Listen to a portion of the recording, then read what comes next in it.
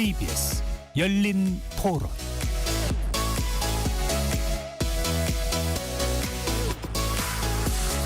안녕하십니까. KBS 열린 토론 배종찬입니다. KBS 열린 토론 매주 월요일 여야를 대변하는 네 분과 함께하는 여의도 내변인들로 여러분들을 만납니다. 헌정사상 처음으로 현직 대통령에 대한 구속영장이 발부됐습니다. 정책 파장이 큰 사안인 만큼 여야의 평가도 극명하게 엇갈리고 있습니다. 이와 별개로 구속영장 발부 소식 직후 일부 시위대가 서울 서부지방법원에 난입해 폭력 사태를 일으키면서 논란은 확대되고 있습니다. 윤 대통령 구속 결정이 나온 후 폭풍, 법원 폭력 사태 파장, 오늘 여야를 대변하는 네 분과 함께 본격적으로 짚어보겠습니다. KBS 열린 토론 지금부터 시작합니다. 치열한 토론 속에서 더 나은 세상을 찾아갑니다. 올바른 세상을 만드는 첫걸음. 평일 저녁 7시 20분 KBS 열린 토론.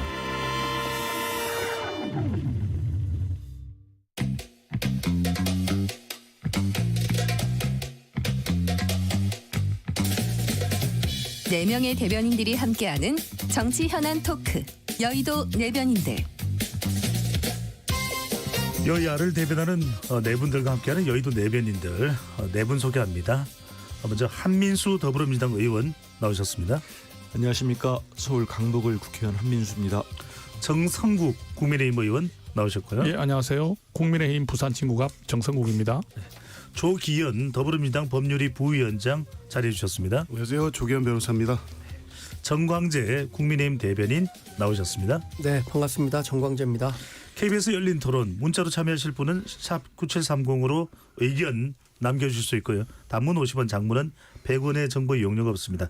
KBS 1라디오의 모든 프로그램은 유튜브에서도 함께할 수 있으니까요. 많이 들어와 주시고 구독 꾹 눌러주시고 좋아요도 많이 보내주시면 좋겠습니다. 자, 지난 주말 누군가는 폭풍 같은 주말이었다 이렇게 또 표현도 합니다.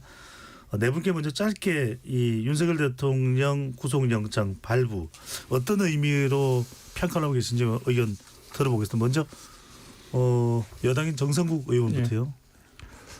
예. 굉장히 좀 참담하고, 예, 그다음에 마음이 좀 많이 아픕니다. 뭐 이런저런 이유를 다 떠나서 우리 국민의힘이 배출한 대통령이시기 때문에 헌정사상 초유의 현직 대통령 구속이라는 결정이기 때문에 네.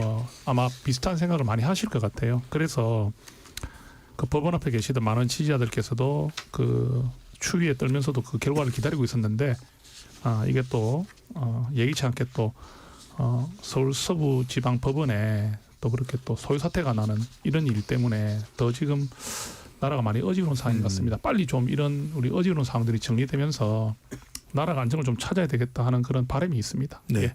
발부될 걸로 예상하셨습니까? 그럴 가능성이 좀 높다고 봤습니다. 이게 아무래도 이미 이전에 그 계엄에 관여했던 많은 장성들이라든지 또는 국방부 장관 이런 분들에 대한 조사가 다 이루어졌잖아요. 예. 검찰에 의해서. 그런 조사 결과들에 따라 구속이 다 됐기 때문에 아무래도 거기에 대해서 총 책임을 가졌던 대통령에 대한 구속이 가능성이 좀 높지 않겠나는 걱정을 한 부분인데 막 그대로 그렇게 된 것 같습니다. 알겠습니다. 한민수 의원께서는요. 일단 우리 국민들 입장에서 보면은 안타깝고 뭐 우리 헌정사를 봐도 불행한 일이죠. 현직 대통령이 체포가 되고 또 영장이 발부된 거는. 그런데 사필 규정이라는 표현을 쓸 수밖에 없을 것 같습니다. 그리고 영장 발부는 윤석열 대통령이 좀 자초한 측면이 큰 것 같아요. 물론 혐의도 엄청 중요하죠. 뭐 내란, 수괴, 우두머리 혐의를 받고 있고 내란 사태를 일으켰기 때문에. 근데 그동안 과정을 보면은 수사기관이나 법원 입장에 보면은 너무 본인의 말씀과는 다르게 본인은 뭐 언제나 떳떳하게 수사든 뭐 헌재든 나가겠다고 했습니다만 법적 정치적 책임도 회피하지 않겠다고 했는데 그 말씀과 다르게 행동은 전혀 정반대의 행동을 해오셨어요. 180도 다른 뭐 수사기관에 불응해서 결국 체포영장 발부되고 그때마다 또 그런데 이분이 선동을 하는 메시지를 낼 뿐만 아니고 법적인 또 쟁송을 합니다. 계속 이의 신청을 해요. 저도 논평 때문에 체크를 해보면 11번을 했더라고요. 11번 다 졌습니다. 그러면 이건 구속될 수밖에 없는, 본인이 쭉 그동안 과정들이 그랬다. 네. 그럴 수밖에 없습니다. 정광재 대변인은요? 폭풍 같은 주말이라고 앵커께서 죄송합니다. 표현해 주셨는데 그 현직 일단 물을 좀. 네네.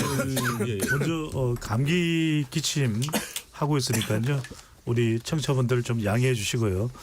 조기현 부위원장께 여쭤보겠습니다.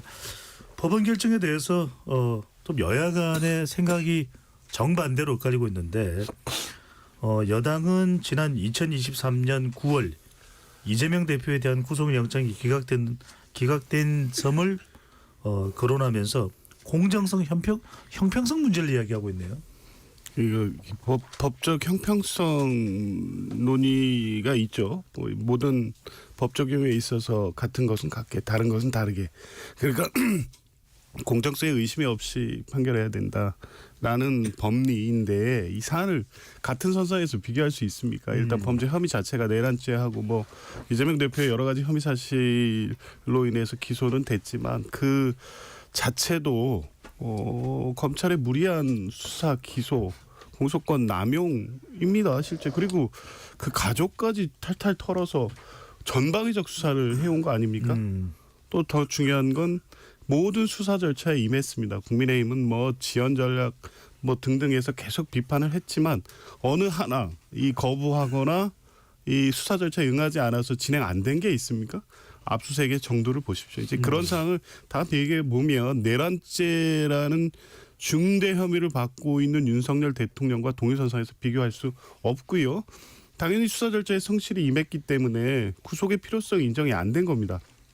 사법부가 그렇게 판단했다면 그 자체로 존중해야 되는 거죠. 그리고 1심 뭐 유죄 사건이 있고 검찰의 기소가 있을 때 그 내용에 대해서 이재명 대표나 민주당이 강력하게 비판을 했습니다. 그런데 그 자체는 그 자체대로 인정하고 항소심에서 다툰다거나 법원에서 무죄를 다투고 반드시 밝히겠습니다. 이렇게 나오지 않습니다. 이게 사법 시스템과 체계를 존중하는 기본적인 자세입니다. 그런데 대통령이라는 분이 그런 게 전혀 없습니다.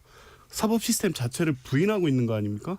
영장은 당연히 나올 수밖에 없죠. 이걸 이재명 대표하고 비교하는 거는 아마 이 주장을 하시는 분들도 이게 비교 대상이 아니라는 걸 모를 리는 없죠. 다만 정치적 목적이 있는 거죠. 지금 이재명 대표를 계속 이 사안과 연계시켜서 끌어들이니까 정치적 반사이익이 나오고 있다고 지금 판단한 거 아닙니까? 근데 법률적으로는 비교 대상도 아니고 그렇게 물타기를 한다고 해서 그 윤석열 대통령의 구속영장 발부 그리고 향후 파면 뭐 결정 내지 내란죄에 의한 이 중형의 선고 등에 아무런 영향을 미칠 수는 없습니다. 알겠습니다. 정 대변인. 예, 저도 그 이재명 대표가 받는 혐의와 윤석열 대통령에게 주어진 혐의가 다르기 때문에 판단이 조금 다를 수 있다는 점은 인정한다고 하더라도 그 부분을 뭐 인정 안 하는 것은 아닙니다. 그런데 대통령이 가진 방어권을 지나치게 위축시켰다라는 데 대한 불만을 제기할 수밖에 없다고 봅니다. 그러니까 대통령이 이제 탄핵 재판을 받게 되잖아요. 사실 지금 받고 있는 형사적인 재판보다도 탄핵 재판이 훨씬 더 대통령에겐 중요한 재판이 될 가능성이 큰데 지금 이게 반드시 구속 상태에서 수사를 받아야만 하는 사안인가에 대한 문제를 제기하고 있는 거고요.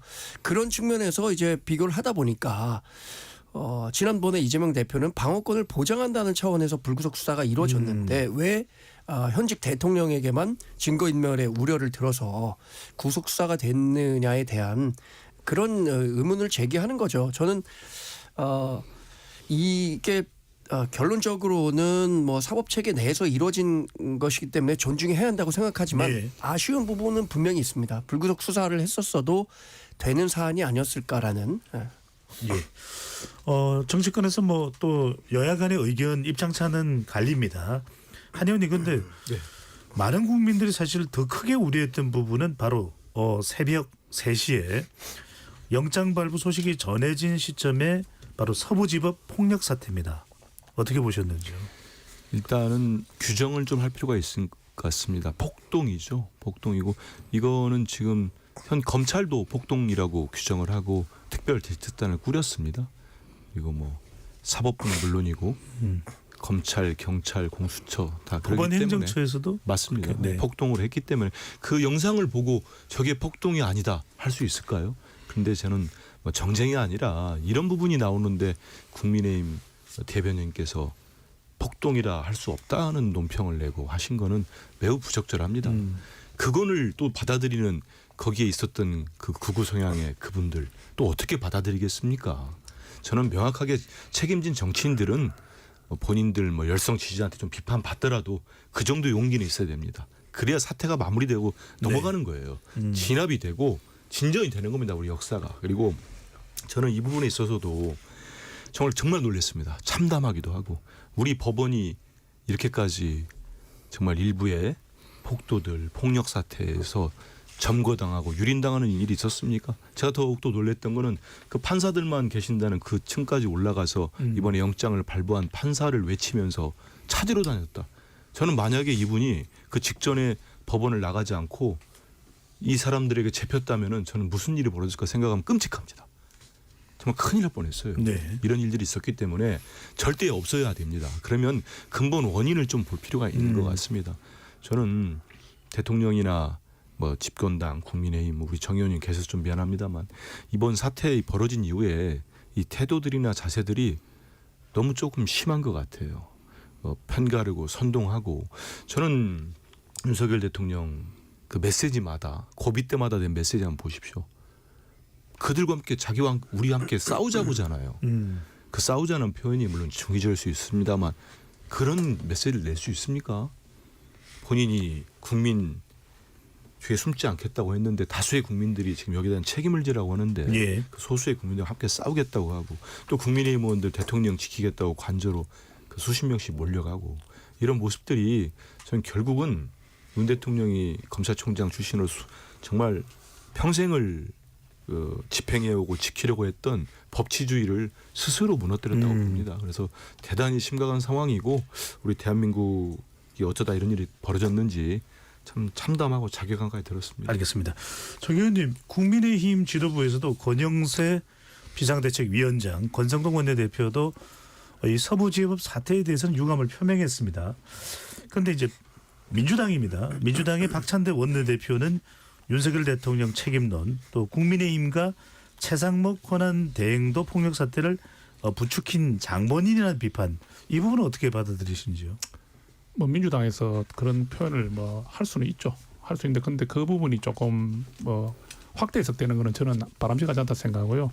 그냥 이 사태에 그냥 딱 그 부분만 확인하면 될 것 같아요. 뭐 최상목 권한 대행까지 확대시키고 이렇게 하는 것보다는 이거는 일단 절대로 있어서는 안 되는 일이고, 그다음에 우리 당에서 나오는 지금 발언들에 있어서 조금 우리가 이제 우려하는 부분들은 해서는 안 되는 거는 분명합니다. 한민수 우리 의원님 말씀이 일정 부분 맞아요.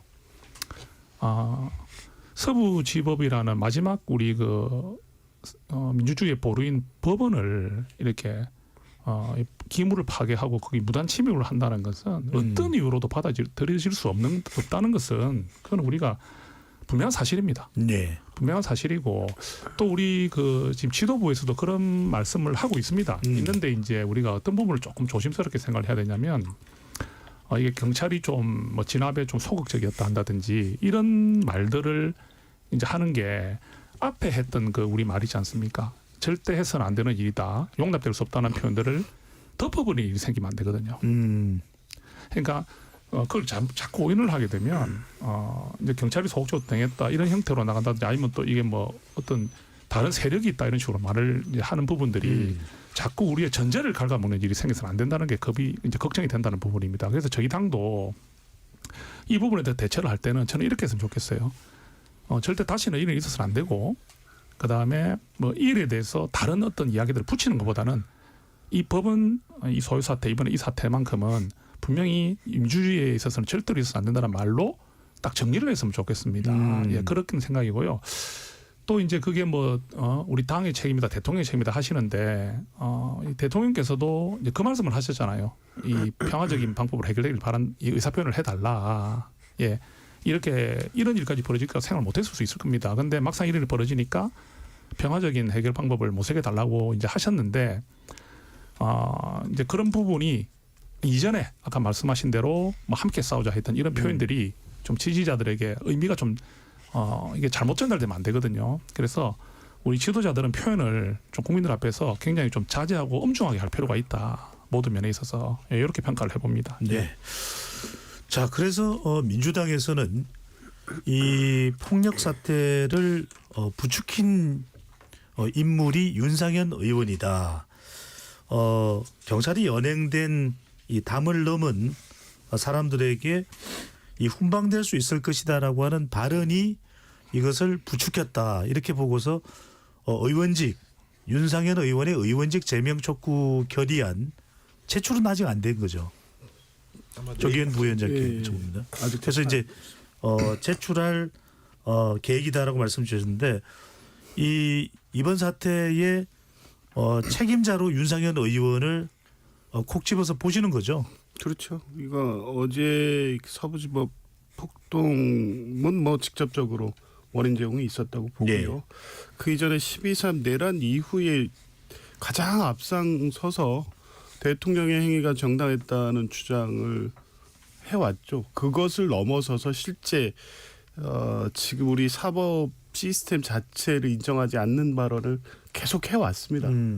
특히 어제 같은 경우에는 매우 위험한 발언입니다. 그게 통상 의원으로서 자기 지지 세력 내지 본인이 지지하는 대통령을 지지하는 분들의 선처를 위한 구명 정도가 아닙니다. 이건 실제 이 사법 시스템을 무력화시킨 것, 법원의 월담을 행위가 이제 그 뒤에 이루어진 폭동에 비해서 가벼운 것처럼 보이니까 아무것도 아닌 것처럼 지금 비춰지지만 예. 그게 아닙니다. 법원 경찰이 경비하고 있는 법원에 침입한 특수직업 침입이고요. 공동의 위력으로 했기 때문에 상당히 중죄로 처벌될 수 있는 범죄 행위입니다. 이거를 뭐 단순히 훈방할 것이다. 이걸 가지고 공개된 거기에 있는 지지자들이 모인 자리에서 마이크를 들고 하시더라고요. 네. 그걸 들은 분들이 어떻게 판단하겠습니까? 이거는 사법적으로 아무 문제가 없다. 너무 경미한 사안이다. 더 이상의 행위를 나아가도 상관없다는 판단을 하게 만들었죠. 그리고 그런 행위를 한 분에게 애국 시민에게 감사합니다라는 인사로 매듭을 짓고 지금 미국을 가신 겁니다. 네. 미국에 가서 도대체 어떤 말씀을 하고 다닐지 걱정도 많이 되는데요. 조 위원장께서 설명을 하고 계시니까 윤상현 의원이 내놓은 해명도 제가 설명을 드리면서 추가적으로 네. 여쭤보겠습니다. 윤상현 의원은 이 난입을 한 그 새벽 시간이 아니라 전날 9시에 이 월담을 했던 사람들에 대해서 경찰로부터 확인을 내서 그 사람들은 수사하고 난 이후에 대체로 훈방될 가능성이 높을 것이다라고 해서 자기는 훈방이라고 얘기를 했는데 그 부분까지 포함을 하더라도 여전히 의원직 제명이 필요하다는 말씀이신 거죠? 그렇죠. 왜냐하면 이 행위로 바로 연결이 됐고요. 그 또 이 훈방에 관련된 협의 내용도 오늘 나왔는데 경찰서장하고 직접 통화했다는 거 아닙니까? 이게 훈방에 대해서 이 그 요청을 하고 선처를 구한 게 아닙니다. 지금 윤상현 의원 등이 하는 행위는 이 경찰에 대한 압박입니다.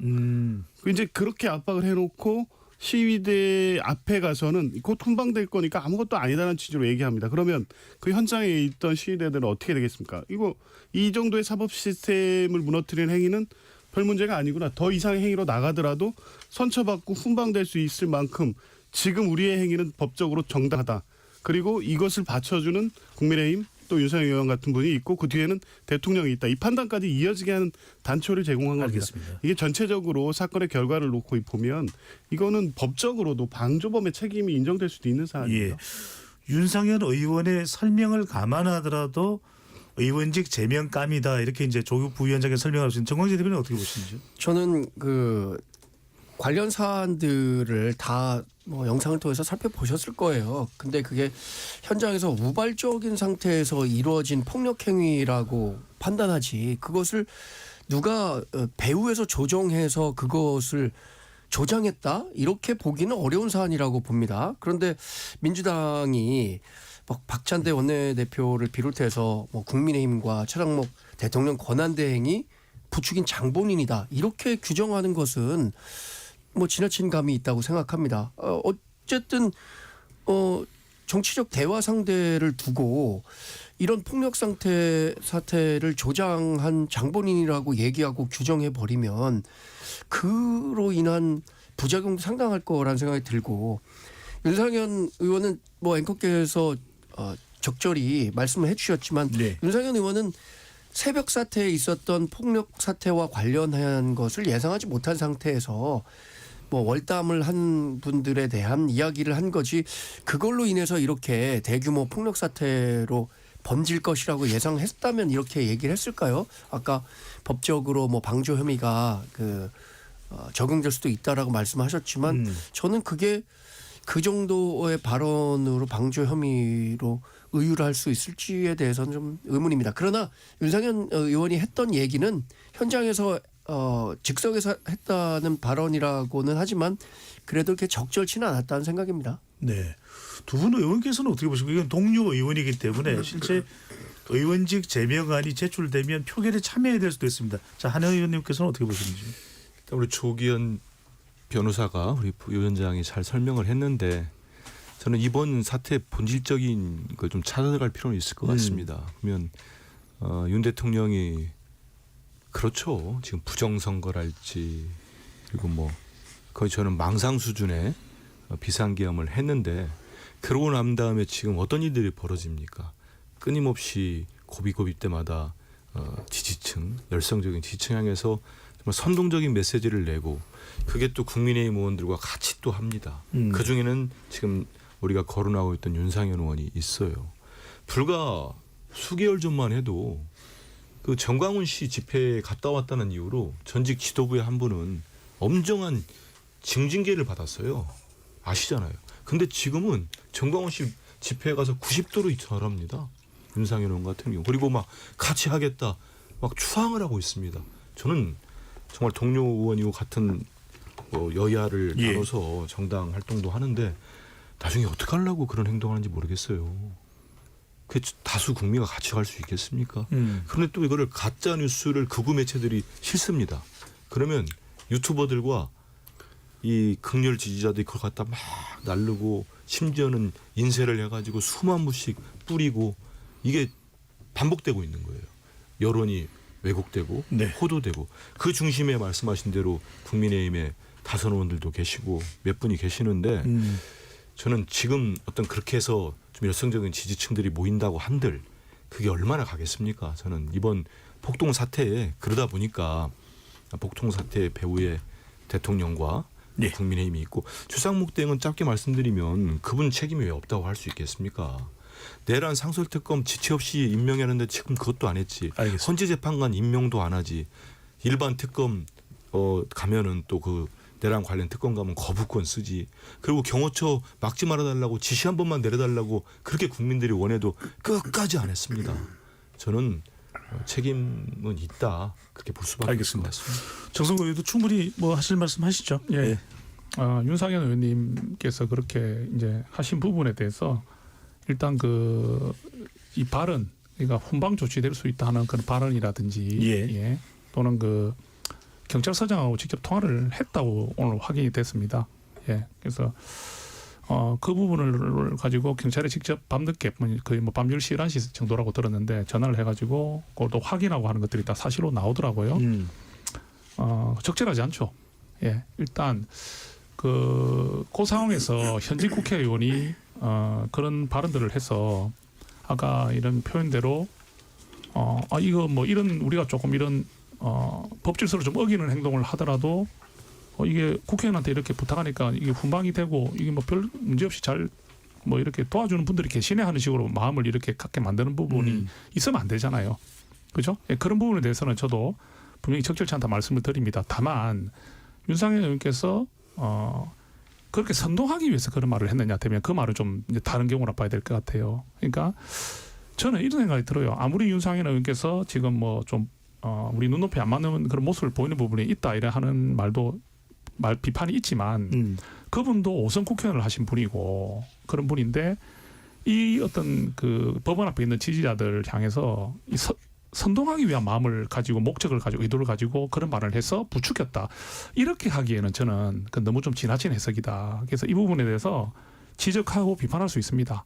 할 수 있고요. 또 당에서도 뭐 일정 이런 어떤 충고를 할 수 있겠죠. 할 수 있는데 이거를 국회의원의 제명까지 이렇게 가서 그런 식으로 하는 부분에 대해서는 조금 뭐 과하지 않느냐. 그래서 그렇게 확실치 않은 정황을 가지고 선동했을 것이라는 추측을 해서 제명하겠다. 이런 것들은 좀 과하다 이렇게 생각합니다. 알겠습니다.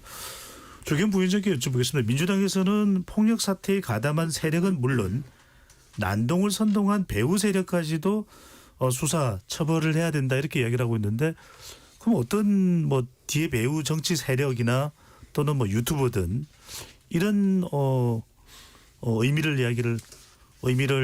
둔다고 봐야 될까요? 좀 더 확장해서 처벌이 필요하다 이런 의미일까요? 그렇죠. 이번 폭동 사건에 관여된 모든 혐의자에 대해서는 단 한 명의 예외도 없이 처벌해야 된다고 봅니다. 이건 있을 수 없는 중대 사건입니다. 단순하게 이 사건의 이 중대성, 심각성을 넘어서 이 사건이 외신에 보도되는 상황을 한번 보십시오. 우리나라가 지금 어떻게 비춰지고 있습니까? 이제 비상계엄과 이 내란 세대로 촉발이 돼서 어떻게 대한민국이란 나라에서 이런 일이 발생했지 했지만 그나마 겨우 그 탄핵소추 의결 또 수사 절차를 통해서 헌법과 법률에 의해서 정상적인 절차로 회복되고 있다.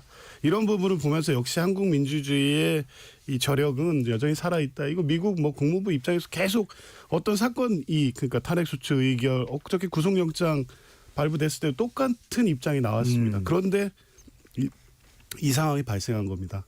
그나마 겨우겨우 어렵게 회복되던 지금 그 혼란과 대외적 시인도의 악영향을 일거에 무너뜨린 겁니다. 네. 이제 대한민국은 대외적으로 위험한 나라입니다.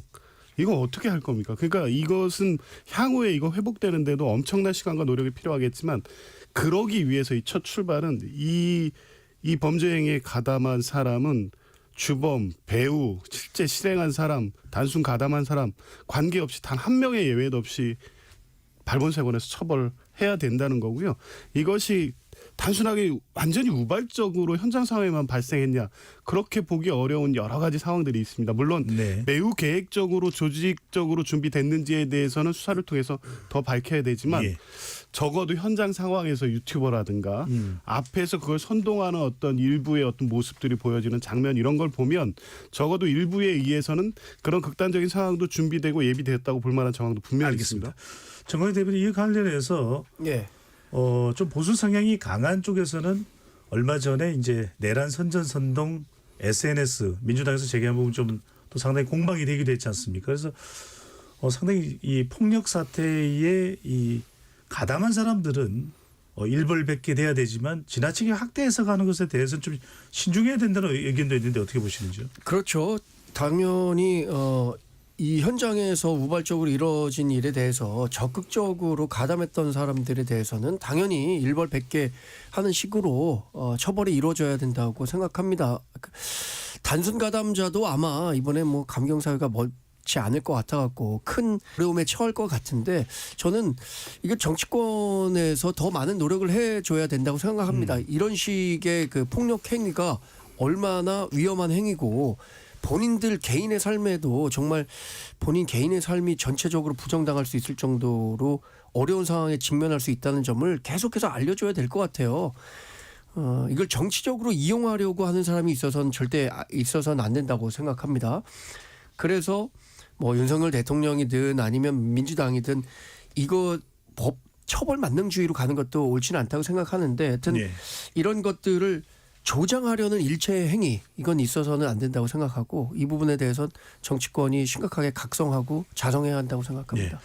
지금 윤석열 대통령 영장실질심사 이후에 가장 지금 뜨거운 화제가 되고 있는 것은 차은경 판사가 질문했다라는 윤석열 대통령이 질문했다는 비상입법기구 설치와 관련된 쪽지 내용 부분입니다. 이 부분에 대해서 윤석열 대통령은 가물가물하다. 내가 썼는지 김영현 전 장관이 썼는지 이 질문을 왜 했다고 보시고 대통령은 이게 상당히 기억날 법도 할 것 같은데 가물하다는 답변은 왜 나왔을까요? 예, 지금 이 영장 그 심사를 할 때 차은경 그 판사가 대통령에게 그걸 딱 물었다지 않습니까? 그죠? 비상입법기구라는 게 무엇이냐? 비상 입법 기구를 할 계획이 실제로 있었느냐 이런 걸 예. 물으면서 이 부분이 이제 굉장히 포인트인 것 같아요. 이게 최상목 권한대행이 쪽지로 받은 거 아닙니까, 그죠? 뭐 이제 예비비를 편성해라 한다든지 그죠? 이런 어떤 사안들에 대해서 최상목 권한대행이 쪽지를 받고 그걸 이제 검찰로 넘긴 걸로 알고 있습니다.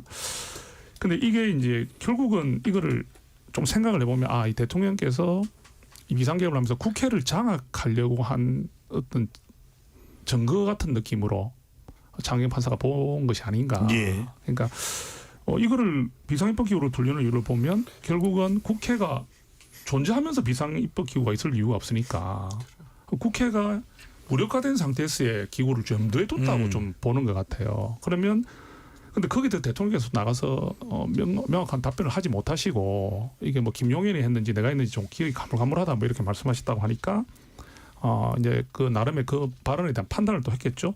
그래서 지금 이제 여기 오히려 영장심사에 나간 것 출석한 것이 더 이제 좀 해가 되지 않느냐 이런 어떤 뭐 그런 부서를 하는 경우도 있지 않습니까? 예. 있는데 이 부분이 지금 굉장히 좀 그 어떤 구속영장을 발부하는 데 있어 가지고 어떤 좀 중요한 어떤 사안이 된 것 같아요. 그래서 우리가 지금 사실 이게 계엄이 정당하냐 안 하냐를 따지는 가장 중요한 이유 중에 하나가 국회는 이 계엄 해제권을 갖고 있는 기관이기 때문에 사실은 국회나 지방의 정치활동 그만다는 것은 있을 수가 없는 일이거든요. 예. 그 부분이 계엄 포괄에 났기 때문에 지금 사실은 이게 굉장히 좀 불리한 상황에 있다고 저는 보거든요. 그거 다 인정승산이지 않느냐 이렇게 봅니다. 알겠습니다. 관련된 내용을 청취자분들께 또 유튜브 시청자분들께 조금 더 전달드리고 한민수 의원에게 가겠습니다. 김용현 전 장관을 대리하는 유승수 변호사는 오늘 입장문을 통해 비상입법기구 메모 작성자는 김용현 전 장관이라고 밝혔다고 합니다. 한 의원께서는 차은경 판사가 왜 질문을 했고 이것이 왜 중요하다고 보시는지요? 결국은 비상계엄 그리고 이어지는 다 이런 조치들이 위헌이냐 아니냐를 밝히는 데 핵심이라고 봅니다. 우리 정 의원님 말씀대로 지금도 예전에 독재 군사정부 시대처럼 무슨 독재자 대통령 하나가 국회를 해산할 수 있는 권한이 있는 것처럼 몰랐다면 무식한 거고 아마 알았을 겁니다. 법을 공부하신 분들인데 몰랐겠습니까? 그냥 초법적으로 영구집권을 위해서 다 그냥 일거에 수고도 하고 그냥 다 없애버리겠다는 생각이었던 것 같아요. 그 안에는 뭐 다 포함이 되겠죠. 그런 차원에서 비상입법기구가 뭐겠습니까? 말 그대로 국회가 해산되고 네. 뭐 저희 같은 사람들 이제 다 벙커로 끌려간 다음에 새로운 이 예산까지 편성을 하라고 한 거거든요. 이거는 전 차판사가 핵심을 물어본 거죠. 왜냐하면 45분 동안 윤 대통령이 혼자 또 말씀을 했다는 거 아닙니까? 저는 윤 대통령이 윤석열 씨가 그 얘기를 하면서 여러 가지 모순점을 많이 했을 것 같아요. 제가 판사는 아닙니다만 저는 만약에 또 윤석열 씨가 그 담화처럼 얘기한 것처럼 윤 대통령이 민주당 경고형이었다 뭐 이런 식의 반국가 세력 그러면 저는 판사라면 딱 물어봤을 것 같아요. 그러면 왜 한동훈 대표는 그렇게 체포를 하려고 했습니까? 답변할 수 있을까요? 검사 생활을 그렇게 오래 같이 한 한동훈 대표를 그렇게 잡으려고 정말 수거해서 처단하려고 한 이유가 뭡니까? 다 못했을 것 같아요. 그것도 하나 또 있어요. 부정선거 얼마나 또 설파했겠습니까? 그럼 제가 판사로 하나 물어보고 싶어요. 그러면 당신이 이긴 선거는 왜 부정선거가 아닙니까? 당신이 승리한 거, 당신이 지방선거 이긴 거는 부정선거 아니고 민주당이 이긴 거만 부정선거입니까? 전 말 못했을 것 같아요. 이런 상황이 있기 때문에 이런 전반적으로 보면은 정말 저는 망상 같고 아까 제 좋아하는 우리 정 대변인이 말씀하신 100% 동의합니다. 예. 정치인들이 책임 있는 말 해야 되는데 그런 점에서 아쉬운 게 있어요. 지금 국민의힘의 전신이었던 당의 전 당대표 뭐라고 합니까? 법률적 지원할 수 있다고 메시지 남기고 있습니다. 또 전 최고위원 무슨 아스팔트에 무슨 십자군이라고 했습니까? 와 저는 상상할 수 없는 얘기들을 하고 있어요. 알겠습니다. 이러고도 선동이 아닙니까? 네. 정광희 대변인께 여쭙겠습니다. 또 하나 상당히 또 공방이 된 내용 중에 하나가 차 판사가 이 새벽 3시경 구속영장 발부를 이야기하면서 증거인멸을 밝혔다고 했는데 왜 이 내용이 이 짧은 그 내용밖에 없느냐. 박근혜 대통령 당시에도 구속영장이 발부될 때 이보다는 더 많은 내용이었다. 이분은 어떻게 보시는지요? 그러니까 그 기본적으로 윤석열 대통령 변호인단 측은 이렇게 의심해 볼 수밖에 없을 것 같아요. 이게 워낙 피의자가 증거인멸에 염려가 있으면 이 15글자라는 짧은 구속영장 발부 사유를 적다 보니까 이미 구속영장 발부는 정해놓은 상태에서 뭐 마땅히 다른 이유를 붙이기 어려우니까 이거 하나로 퉁친 거 아니냐라는 의심을 살 만한 대목이 있었다고 생각합니다. 그런데 증거인멸의 우려와 관련해서는 사실 윤석열 대통령 변호인단 측에서 얘기하는 것도 일정 부분 수긍할 수 있을 만한 부분들이거든요. 그러니까 2차 영장 집행 과정에서 순순히 나왔고 그리고 지금 군경지휘부 10명이 모두 계엄 사태와 관련해서 이미 구속 수감이 된 상태라 예. 공범과의 증거를 뭐 조작한다든가 인멸한다든가의 가능성이 현저히 작다라는 부분들을 고려한다면 현직 대통령 신분을 고려해서 충분히 불구속 수사했었어도 되는 거 아니냐라는 문제 제기를 할 만한 대목이다 이거죠. 왜냐하면 과거에도 뭐 말씀드리 계속 뭐 이재명 대표를 얘기하냐 이렇게 얘기하니까 이재명 대표도 방어권을 보장한다는 차원에서 소명이 됐음에도 불구하고 예. 그 불구속 수사를 했던 거잖아요. 아까 설명하셨던 네, 부분. 그런 부분들과 관련한 이야기를 할 수밖에 없는 겁니다. 네. 조경 부위원장께 여쭤보면 증거인멸 이유라는 이 짧은 이유를 밝힌 특별한 이유가 있을까요? 그렇다면 증거인멸이라는 것이 아주 뚜렷했다는 의미인데 어떤 부분을 그렇게 봤을까요?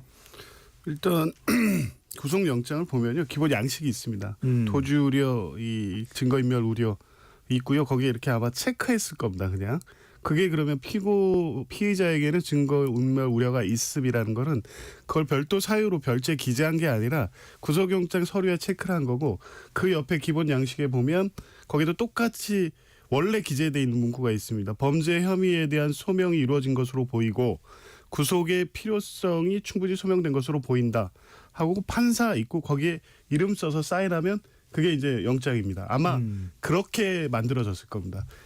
그렇게 보면 박근혜 대통령 때도 똑같은 겁니다. 그 내용을 아마 설명하면서 거기에 그렇게 원래 통상적인 양식에 기재된 내용을 설명하는 정도에 그쳤을 것으로 보여지고요.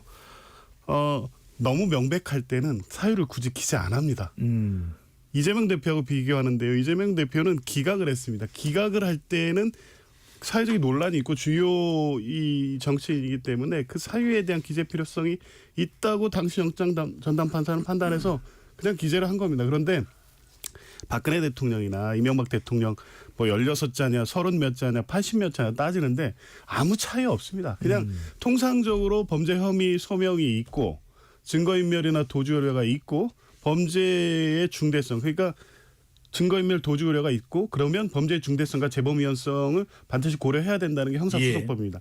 그 내용을 그냥 법원대로 기재해 놓은 거에 불과합니다. 그래서 16자니까 문제가 있고 최소한 박근혜 대통령이 30몇 자 정도는 됐어야 되냐? 말도 안 되네. 예. 그런데 국민의힘에서는 유독 이 부분을 강조하고 있습니다. 정 의원님. 네, 그게 강조하는 이유가 있습니까? 일단 그거죠.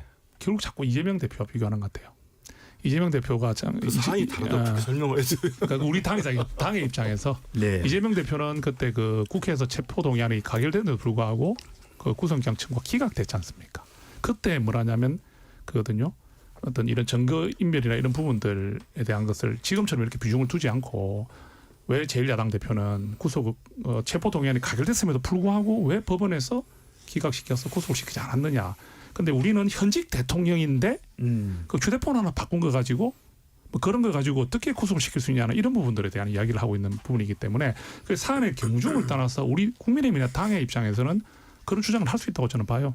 예, 분명히 구속이 된 부분 꼭 구속을 하지 않더라도 지금 검찰에서 수사가 많이 됐잖아요. 네. 그러니까 이런 주장은 할 수 있다고 봐요, 당연히. 예.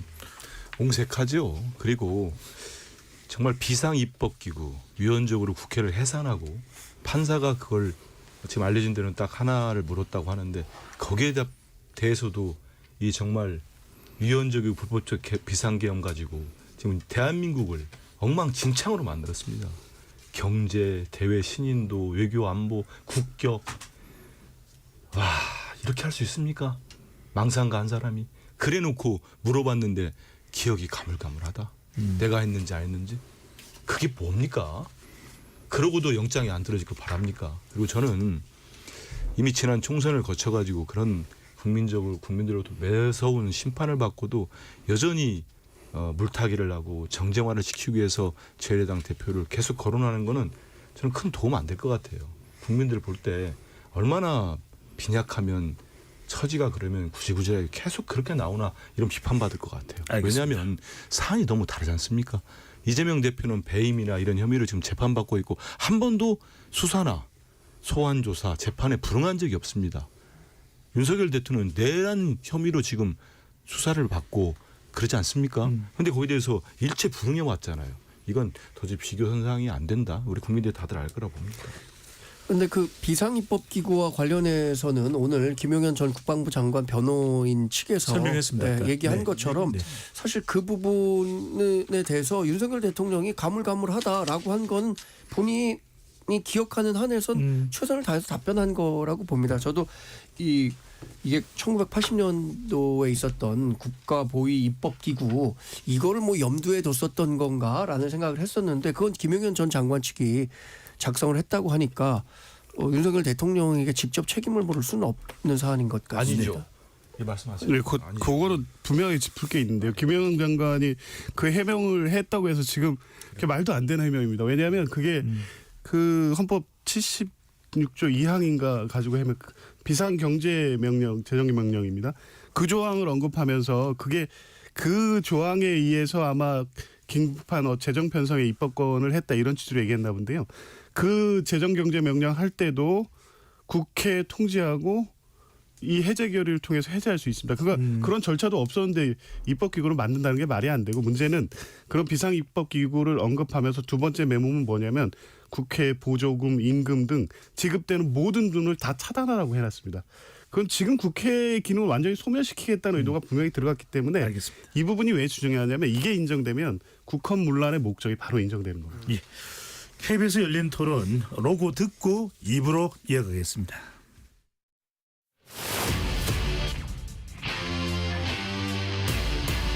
토론에 정답은 없습니다. 토론이 세상을 바꿀 수도 없습니다.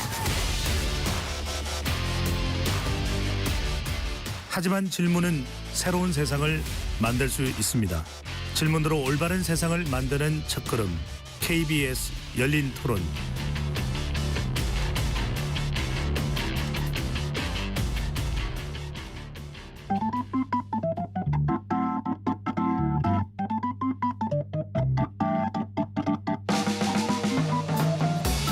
세상을 바꾸는 질문, 열린 토론이 시작합니다. KBS 열린 토론은 언제나 열려 있습니다. 단문 50원, 장문 100원의 유료 문자 샵 9730 그리고 KBS 어플리케이션 콩으로 여러분의 의견을 남겨주세요. KBS 열린 토론 여의도 내변인들 2부 이어가겠습니다. 스튜디오에 정성국 국민의힘 의원, 한민수 더불어민주당 의원, 정광재 국민의힘 대변인, 조기현 더불어민주당 법률위 부위원장 네 분과 함께하고 있습니다. 정 의원님 가장 업데이트된 소식은 오늘 지금 윤석열 대통령에 대해서 공수처가 출석을 요구했고 대통령은 응하지 않았고 그래서 공수처 검사들이 지금 서울구치소로 가 있다고 하는데 일단 보도에서는 강제 구인권을 행사하기 위해서 갔다는 보도도 나오고 있고 또 보도 내용 중에는 현장에서 서울구치소를 이야기하겠죠. 윤석열 대통령을 수사하기 위한 것이다라고 하는 설명도 나오는데 이거 어떻게 보시는지요? 그렇죠. 왜냐하면 지금 대통령께서 단 한 번도 공수처의 수사에 응하지 않았죠.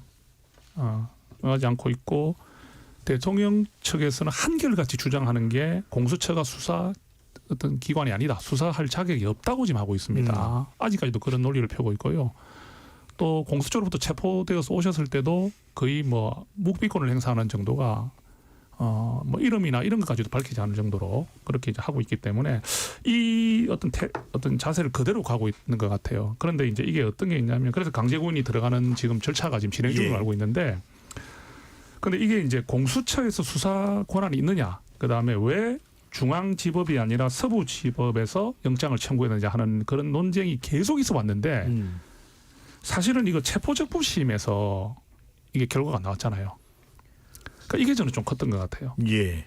그러니까 한결같이 계속 주장하고 또 언론에서도 그런 쪽으로 힘을 실어주는 언론도 있었단 말이죠. 그런데도 불구하고 이 체포적부심이 기각되는 바람에 이 부분에 대해서 이제 좀 주장할 수 있는 논거가 좀 약해졌다. 예, 그렇게 저는 좀 판단을 합니다. 그래서 저는 대통령께서 지금 이런 제2 제기를 하는 부분들이 지금 한 번도 받아들여지지 않고 있어요. 굉장히 안타까운 부분인데 이렇게 법적으로 할 수 있는 부분은 다 하셔도 됩니다. 또 다 하셔야 될 것 같고요. 예, 그래서 이런 방법으로 본인의 방어권을 주장하는 것은 있을 수 있다고 생각하고요. 그런 걸 뭐 대통령의 권한입니다. 지금 예. 할 권한입니다. 근데 당연히 그걸 갖다 방어권을 자기가 가지고 있는 걸 하지 말라는 것도 잘못된 거잖아요. 근데 지금까지 좀 이제 안타까운 부분은 그동안 대통령의 이의제기들이 한 번도 받아들여지지 않은 부분이 지금 굉장히 이제 어떤 설득력이라든지 공감 부분에서 어떻게 이제 받아들여지느냐. 예. 그래서 아마 오늘 공수처도 이제 또 원칙대로 강제 구인 또는 현장 조사 이런 형태로 지금 진행 중에 있다 이렇게 보고 있습니다. 네. 한님께 여쭤보고 싶은 것은 윤석열 대통령이 지금 서울구치소에 있으면서 공수처의 출석 요구를 거부하고 있는 상황입니다. 그러면 강제 구인을 해서 공수처로 가더라도 진술 거부한다면 수사는 가능하지 않을 텐데 강제 구인의 이유는 뭘까요? 저는 공수처가 법적 절차를 공조수사본부가 밟아 나가고 있다고 봅니다. 체포영장에 발부받고 집행할 때도 그랬고요. 그리고 우리 정 의원님 좀 전에 말씀했지만은 윤 대통령 측에서 지금까지 정말로 많은 제가 아까 말씀드린 11번을 그랬습니다. 모든 이의 제기를 하고 그게 다 졌지요. 기각되거나 받아들이지 않았어요. 그리고 좀 최근에 있었던 구속 적부심은 정말 많은 국민들에게 여러 가지로 시사한 게 큽니다. 예. 체포적 부심이 미안합니다. 왜냐하면 그 전에 서부지법 영장이라고 체포영장에서 얼마나 큰 반발을 했습니까? 윤 대통령 측이. 그래서 뭐 서울중앙지법 가면은 달라질 거다 그런 얘기들이 나왔잖아요. 달라지긴 뭐가 달라집니까? 법적으로 똑같죠. 법을 집행하는 거 해석하는 거 똑같을 수밖에 없습니다. 그래서 기각이 되고 했으면 저는 물론 뭐 법 앞에 모든 사람이 평등해야 되고 또 법 앞에 어떤 구제책이 있으면 쓸 수 있습니다. 하지만 정말 국민 뒤에 숨지 않겠다고 그렇게 공언을 했던 대통령 윤석열이 이렇게까지 하는 게 정말 맞습니까? 대한민국 국민들을 우리 대한민국을 얼마나 더 망치려고 하고 더 힘들게 하려고 합니까? 저는 윤 대통령의 이런 모습들이 안타까운 게 아니고요. 우리 국민들이 안타깝습니다. 국민들이 안쓰러워요. 우리 국민들이 뭔 죄를 졌습니까? 알겠습니다. 윤석열 대통령 한 사람 때문에 이렇게 고생하고 첨부 하나 더 해드리면 요즘 근데 국민의힘이나 대통령실이나 이런 데 나오는 반응들을 보면 좀 내로남불의 극치 같아요. 예전에 우리 이재명 대표나 우리 민주당 의원들 출두하는 날짜 조정한다고 하면은 무슨 쇼핑하느냐? 법 앞에 예외 없다. 그 무슨 방어권이냐? 그 공격들을 얼마나 했습니까? 정말 저는 이렇게 윤 대통령이 구질구질할지도 몰랐고 지금 본인들 옛날 주장했던 거 생각해서 좀 어지간했으면 좋겠어요. 이제 알겠습니다. 국민의힘의 의원들도. 정 대변인 네. 윤석열 대통령 측에서는 체포 적부심을 시도를 했습니다. 네. 지금 이제 구속 상태인데 구속 적부심 시도할까요? 뭐 제가 단언해서 말씀드릴 수는 없지만 지금까지의 변호인단의 태도를 본다면 구속적 부심도 신청할 가능성이 크다고 봐야겠죠. 저는 근데 지금 공수처가 이렇게 강제 구인을 해가면서까지 수사를 이어가겠다라고 하는 것에 대해서 문제를 좀 제기할 수밖에 없을 것 같아요. 법조계에서도 지금 강제 구인이 된다고 하더라도 진술 거부권과 같은 묵비권 행사는 방어권 차원에서 보장이 되기 때문에 지금 공수처가 이렇게 수사를 강행한다고 하더라도 실효적으로 얻을 수 있는 성과는 아무것도 없습니다. 근데 지금 그 상황을 보면 공수처가 마치 윤석열 대통령이 공수처가 수사한 것에 대해서는 다 반대해 왔기 때문에 일종의 사감이 작용하면서까지 이 윤석열 대통령에 대해서 엄격한 잣대를 들이대는 거 아닌가라는 생각이 들어요. 예를 들어서 변호인단을 제외한 가족 간의 면회도 지금 다 금지시켰다는 거잖아요. 이런 부분들까지 해가면서 윤석열 대통령 측을 굳이 자극할 필요가 있을까라는 생각이 드는 겁니다. 왜냐하면 체포 과정에서도 국론 분열이 있었고 체포가 일종의 그 체포 만능주의처럼 그 비춰지는 모습에 대해서 많은 국민들이 우려했던 것도 사실이잖아요. 이런 현실적인 것들도 고려해야 되는 대목이라고 생각하고 결국에는 윤석열 대통령은 공수처 수사 응하지 않을 겁니다. 경찰이 다시 내란죄에 대한 수사가 있다고 하니까 경찰 또는 앞으로 있을지 모를 특검에나 수사 협조가 가능할지 아마 공수처가 수사하는 것에 대해서는 끝까지 수사에 응하지 않을 거라고 생각합니다. 네. 조 위원장 보시기에는 어떻습니까? 구속 적부심을 신청하더라도 뭐 서울중앙지방법원이나 서부지방법원에 신청하게 될 텐데 적부심이 성공 가능성은 어떻게 보시는지요? 거의 없다고 봅니다. 이미 뭐 여러 차례 판단이 있었고요. 물론 이제 구속적부심은 이 구속영장 발부 요건에 맞는 심사를 했느냐에 대한 판단이어서 기존의 체포적부심하고는 다르긴 한데 예. 이 구속의 필요성에 대한 혐의는 충분히 됐기 때문에 영장이 발부된 거고요. 그래서 통상적으로 구속적부심이 인용될 가능성은 원래 매우 낮은데 지금 윤석열 대통령에 대한 내란죄 사건 같은 경우에는 가능성이 높진 않습니다. 근데 뭐 피의자의 권리로서 행사한다면 그걸 뭐 누가 탓하겠습니까? 근데 다만 지금과 같이 실제 수사 절차에는 전혀 응하지 않으면서 이를 다른 목적으로 또 중앙지법에 신청해서 지지자들이 또 결집하고 뭐 이런 상황을 초래될 목적으로 한다면 그것만은 안 해주셨으면 좋겠습니다. 그런 목적이라면 정말 법적인 어떤 보호를 받기 위한 방어권 행사의 차원이라면 당연히 할 수 있지만 더 이상 이제 국민들을 분열시키고 엊그저께 초래된 이런 상황을 재발시킬 수 있는 일말의 어떤 이 상황이라도 있다고 하면 그런 방식으로 행사되는 것은 적절하지 않은 것 같습니다. 알겠습니다. 오늘 또 특히 많이 이야기됐던 것이 바로 중앙선거관리위원회 특히 이제 선거관리위원회 연수원에 체류했던 중국 국적 사무원 관련된 이야기가 많이 나왔습니다. 정성구 의원께 먼저 여쭤보겠습니다. 예. 지금 계속 이제 윤석열 대통령도 그렇고 국민의힘의 정치인들 중에서도 부정선거 의혹을 상당히 지속적으로 강하게 예. 주장을 하고 있는데 예. 중국 국적 사무원 명단에 사실 조사를 하는 이유는 뭡니까? 뭐가 문제가 있다는 겁니까? 그렇죠. 우리가 지금 이게 국민의힘에서 지금 계속 대통령실도 주장하는 부분이 부정선거에 대한 정황이 확실하다 이런 말을 계속하고 있거든요. 그리고 그래서 뭐 이번에 비상계엄 났을 때도 사실 군대를 투입했잖아요. 선관위에도 서버 안에 들어가서 확인하고 이런 부분인데 지금 제가 이거거든요. 문서 송부 촉탁이잖아요. 예. 이 부분은 이제 그 문서를 법원에 송부해가지고 해줄 것을 촉탁하는 절차인데 이 법원에서 이 헌재에서 이 부분을 한번 확인해 보겠다는 마음은 그 절차라고 보거든요. 그러니까 제가 그렇죠. 질문드렸던 내용은 예.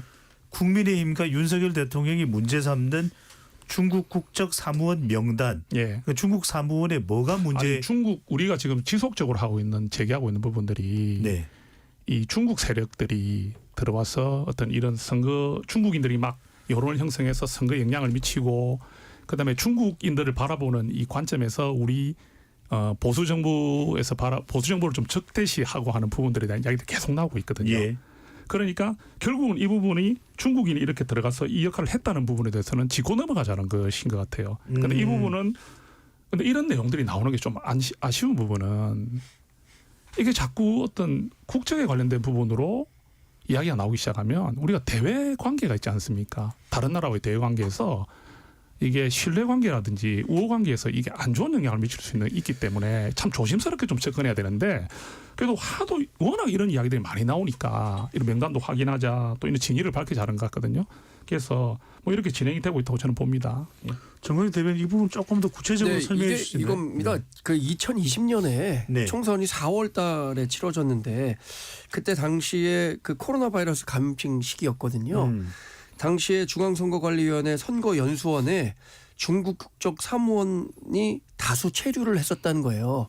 근데 이 사람들이 체류했었을 때에 어떤 역할을 했느냐에 대한 것들을 규명하기 위해서 헌재에 신청을 했는데 아마 이 부정선거를 주장하는 측에서는 계속 이런 얘기를 하는 거잖아요. 중국, 북한 이런 데가 정부기관 해킹 가능하다.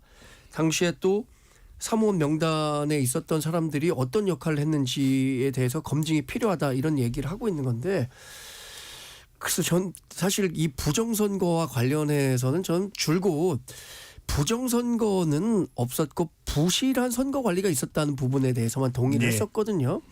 그래서 윤석열 대통령을 비롯해서 일부 뭐 우리 당 지지하는 사람 가운데 부정선거의 가능성을 제기하는 분이 있기 때문에 예. 차제 이슈가 됐으니까 한번 해보자는 거겠죠. 알겠습니다. 스카이 데일리라는 매체에서 지난 16일 계엄군과 미군이 공동작전으로 선거관리위원회 선거관리연수원 수원에 소재하고 있습니다. 중국 국적자 99명을 체포해 주일 미군 기지로 이송했다는 취지로 낸 기사에 대해 주한 미군이 전적으로 거짓, entirely false라고 공개 반박했다는 사실도 함께 알려드립니다. 함혜선 의원께는 이렇게 여쭤봅니다. 예. 이토록 지금 탄핵 심판 과정에서도 부정선거 계속 국민의힘 또 국민의힘에 몸담았던 전현직 정치인들이 계속해서 주장하고 있는데 민주당에서 필요하다면 한번 제대로 검증해 볼 용의는 있습니까? 지금까지 얼마나 많은 검증이 있었습니까? 그리고 선거 21대 선거 때도 그렇고 제가 정확한 숫자는 상당히 수십 건 이상의 선거 부정 소송이 있었습니다. 모두가 기각 또는 각하되고 인정되지가 않았어요. 수사할 가치가 없거나 수사에도 안 나온 겁니다. 좀 전에 말씀하신 저 이제 한 매체가 정말 허황된 보도를 했는데 문제의 심각성을 아마 우리 다 아셔야 될 것 같아요. 뭐냐면 여기에 계시는 분들 우리 5명 정도는 이거 허황되고 미군도 그런 일 없다고 했잖아요. 예. 근데 이 보도된 이 매체가 수만 부씩 그냥 아주 보수적인 무슨 뭐 집회 이런 데 뿌려진답니다. 그리고 또 그 기사를 퍼다가 SNS로 계속 돌린답니다. 그러면은 그냥 또 맹목적으로 믿는 분들이 계신다는 거예요. 그래서 저는 정말 그동안 그렇게 근거가 없고 대통령의 대학 동기분이 지금 선관위 사무총장입니다. 국회에서 국회의장하고 일문일답을 했어요. 도저히 있을 수 없는 일이다 부정선거는. 국회의장이 얼마나 답답하면 그렇겠습니까? 그러면 대학 친구인데 가서 좀 대통령 계엄 전에 설득이라도 하지 그랬냐고 토로를 했죠. 제가 한 말씀만 더 드리고 여기에 대해서 마무리하겠습니다. 보수의 원류라고 하는 박근혜 대통령이요. 제가 그때 정치부장하고 있을 텐데 집권 시기에 중국에 갑니다. 그때 가서 인민군을 사열을 합니다. 중국 인민군 사열을 합니다. 사열대에 올라서. 저는 그때 다르게 봤습니다. 국익을 위해서는 대통령이 결단하기도 합니다.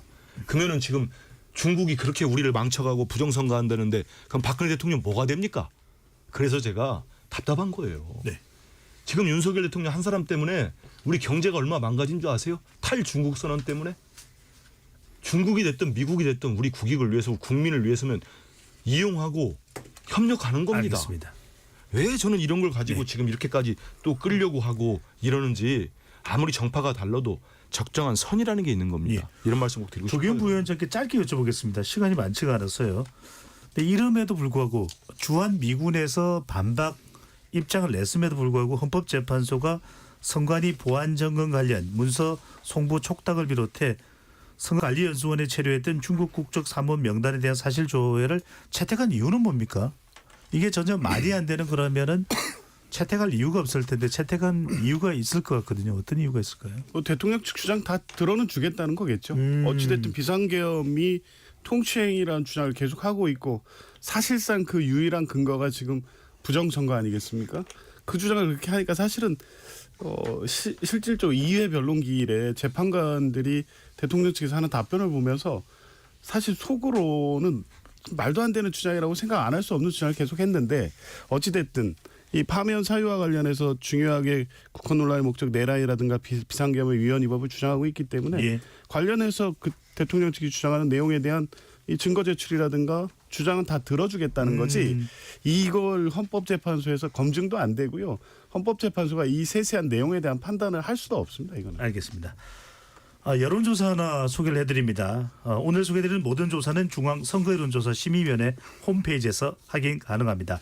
리얼미터가 에너지경제신문의 의뢰로 지난 16일, 17일 전국 1,004명을 대상으로 유무선 자동응답 조사를 실시한 결과입니다. 어느 당을 지지하는지 물어보았는데요. 국민의힘 46.5%, 더불어민주당 39%. 일주일 전 실시됐던 직전 조사와 비교해 보면 국민의힘은 5.7%포인트 상승했고 민주당은 3.2%포인트 하락했습니다. 정성국 의원 당에서 또는 네. 정성국 의원 개인은 최근에 보수층이 부쩍 결집하고 지지율이 올라간 이 결과 어떻게 받아들이십니까? 지금 이제는 역전이 됐죠. 이제는 이 제가 오늘 발표된 릴리트 조사는 이 오차범위 바뀌라고 들었습니다. 예. 지금 그래프를 보면 이게 어떤 분들은 또 이런 이야기는 하죠. 이게 좀 뭐 보수 이게 응답층이 적극 응답층이고 강성 응답층이 많이 했다고 하는데 이 그래프를 보면은 이게 일관되게 올라오고 있어요. 그래서 지금은 민주당에서도 이 여론조사에 대해서 굉장히 의미심장하게 받아들인다는 이야기가 들리고 있습니다. 이유가 뭐냐면요. 결론을 말씀드리면 어떤 이유를 다 차치하더라도 이재명에게 대통령 자리를 줄 수는 없다. 이게 보수의 마음인 것 같아요. 네. 그거 말고는 해석이 안 됩니다. 왜냐하면 비상계엄이 잘못됐고 그다음에 지금 대통령이 이렇게 조사를 받지 않고 하는 부분들 또 여러 가지 일들에 대해서 뭐 비판이 나오고 우려가 나올 수 있지만 우리가 2016년 박근혜 대통령 때 탄핵 때 겪었던 그 보수 괴멸이라는 그 경험을 갖고 있다 보니까 지금 이렇게 가다가 이 정권을 그냥 갖다 바쳐주는 거 아니야? 예, 이 마음도 있고요. 그다음 또 하나 뭐냐면 뭐 혐의가 뭐 11개 일에 있는 이재명 대표 5개 재판을 받고 있는 이재명 대표의 2심 3심이 나와야 되는 상황인데 이런 어째 보면 지금 기소가 돼서 재판을 받고 있는 사람은 버젓이 지금 예. 정치를 하고 있고 이런 부분에 대한 결과는 안 나온 상태에서 대통령에게만 현재 심판이 나오고 재판에 대한 게 나오는 부분은 이게 맞지 않는 거 아니냐는 그런 또 마음을 갖고 있는 것 같아요.